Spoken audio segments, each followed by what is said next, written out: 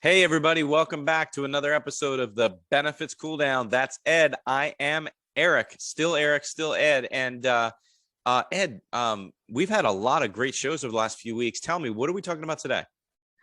So I was actually thinking about this on the flight home from a recent trip you and I were both on. And, I was thinking about this. I was going through an exhibit hall and I just saw so many vendors in the mental health space. Now, I'm not saying that they're all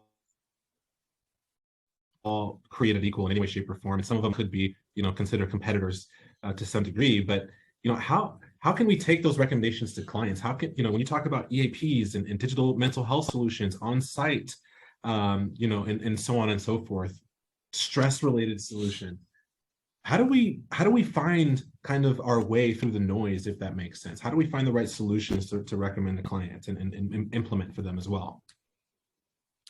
So it's interesting. I think, and I totally agree. We're at, and it's not just the recent conference; it's a lot of conferences. We were at a conference in May together. We've been at a million conferences together over the years, and every conference has every incredible solution in the solution pavilion you can think of, vendors, solution, whatever you want to call them.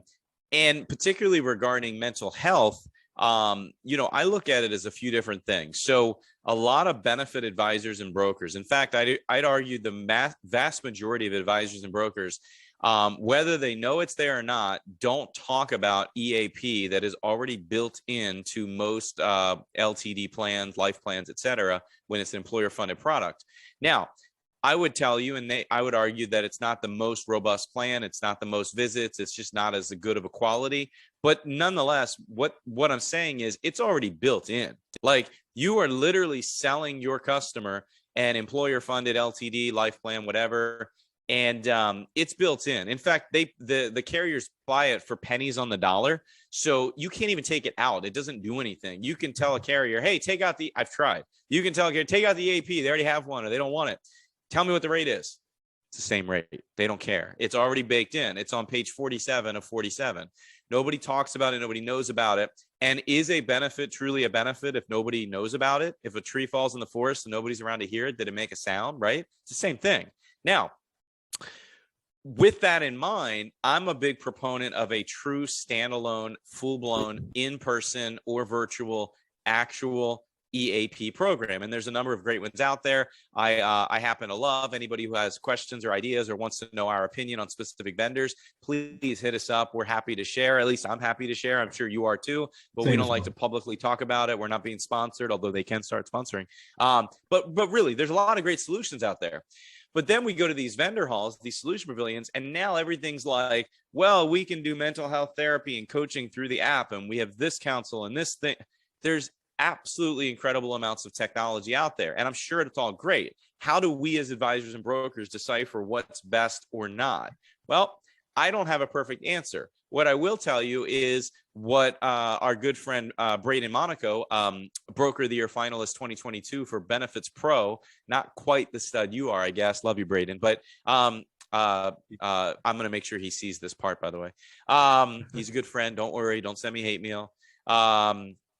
But he said it best on stage at a recent conference we were at, where he said he feels like he just needs to create a binder, old-fashioned wise, of every material, every single vendor he ever meets at these conferences, and put them into categories. So that way he admittedly tells his clients he's not an expert at these things, but that way he says, hey, I got my trusty binder. And I don't know if he really means old-fashioned, but I'm envisioning a D-ring binder like the 90s.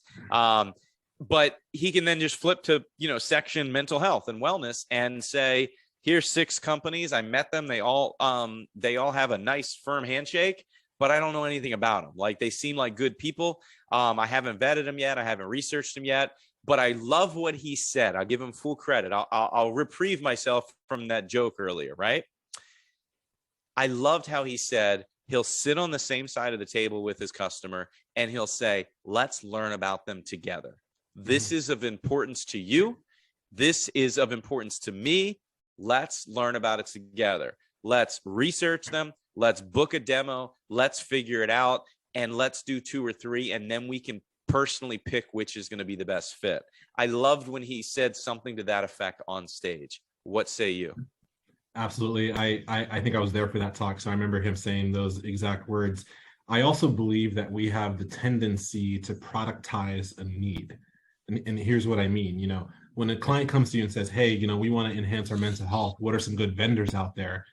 What is the actual need? What is it about mental health are you trying to fix, right? It's kind of like saying when an employer says, we want to offer wellness, physical wellness, financial wellness, spiritual wellness, mental wellness, right? I mean, it's such a vague need that we need to kind of figure out exactly where that's coming from, right? So I believe that the vendors are the solution providers, they're the how and the what, but we need to start with the why. What is the actual need you're trying to fix? Why are you trying to fix that need, or why are you trying to find a solution for that need? And then we can put something in place too. So and I'll give a very, very brief example, because I know we're running out of time at the same time, but we had an employer that came to us and said, hey, we want to offer more robust, comprehensive mental health solutions for our employees because there's a lack of access through our health plan, and we've got a very diverse geographic situation. But I know this employer is very much so into DEI, diversity, equity, inclusion at the same time. Fortunately, I came across a solution provider who said, hey, we believe in bringing mental wellness and providers that look and identify like the employee base that they're serving, right? And so that's their mission statement, which actually resonated very much so in line with the goal of the employer to find a equitable and more representative solution that matched their culture at the end of the day. Plus, it solved the need from a mental health perspective.